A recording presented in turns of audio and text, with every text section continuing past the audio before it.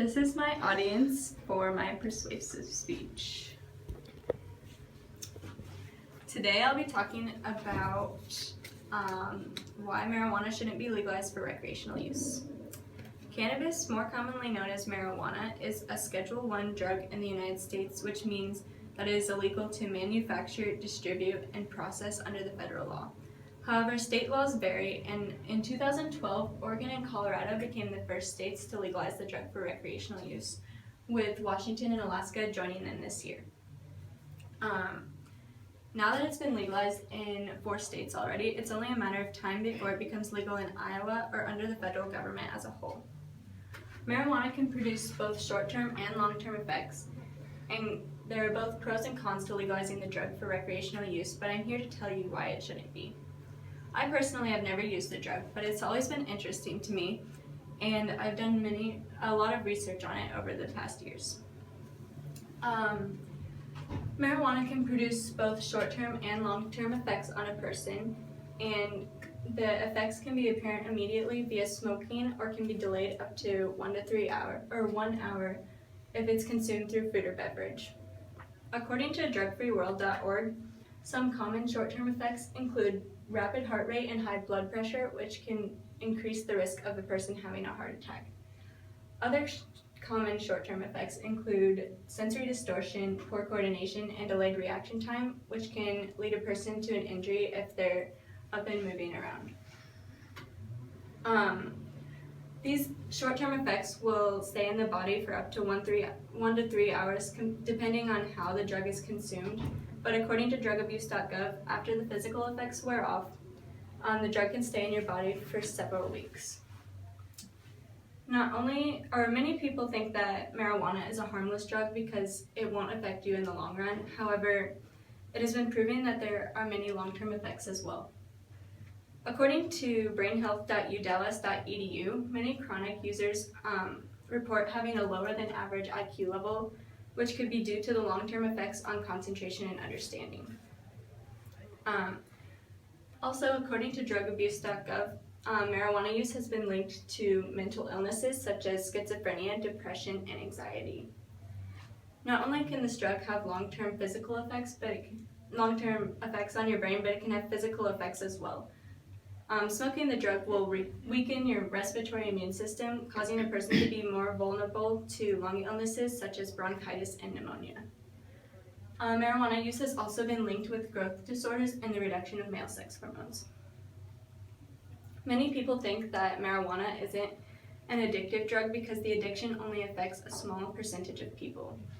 But according to drugabuse.gov, 9% of users will become dependent on it, with those percentages varying depending on different factors. 17% of teen users will become dependent on it, and 20 to 25% of daily users.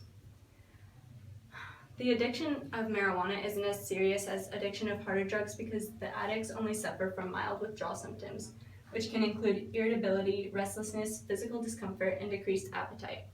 But that doesn't mean it should be taken lightly. There are both pros and cons to legalizing the drug for recreational use, with the negatives outweighing the positives.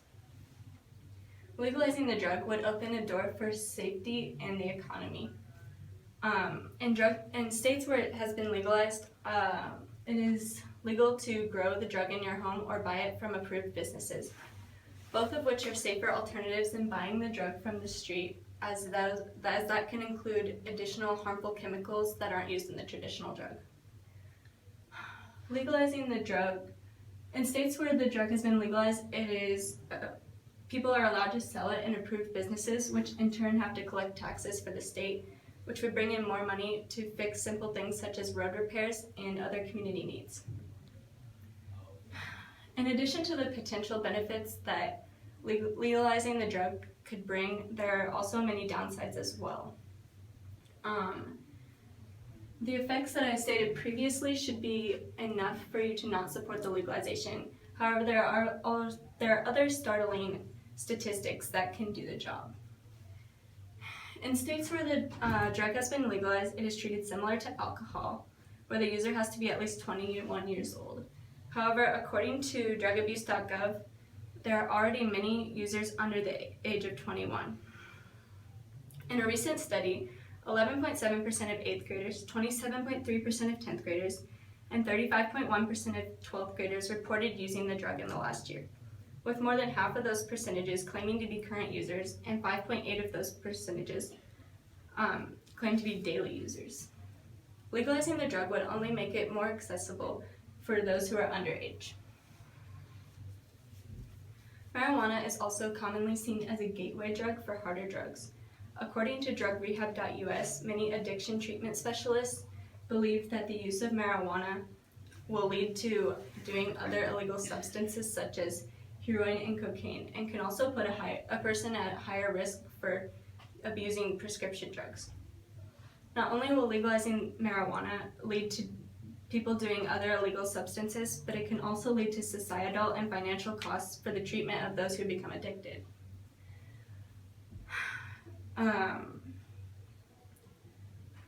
Just because the drug has been legalized in 4 states does not mean we have to let it happen here in Iowa or in our country. And we can stop the legalization process by paying attention to politics and watching who we vote for. With the next presidential election coming up, it is important to know what each candidate stands for.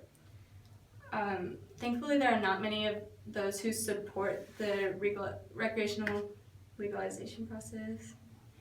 But among those that do are Bernie Sanders and Rand Paul. If you like some of their views, try to compare it to those who don't support the recreational legalization process, such as Rick Santorum or Chris Christie. Or you could also go in the middle with Hillary Clinton or Ted Cruz, who may support the legalization of medical marijuana. If the legalization of recreational marijuana is being considered in your state, be an active voter in your community and say no. But perhaps the easiest way to stop the legalization process is just to talk about it. It'll be easier to stop the legalization process if more people are involved, and you can get others involved by sharing your opinions with them. However, make sure you have done your research and are educated enough to back up your opinions and answer any questions that someone might have for you.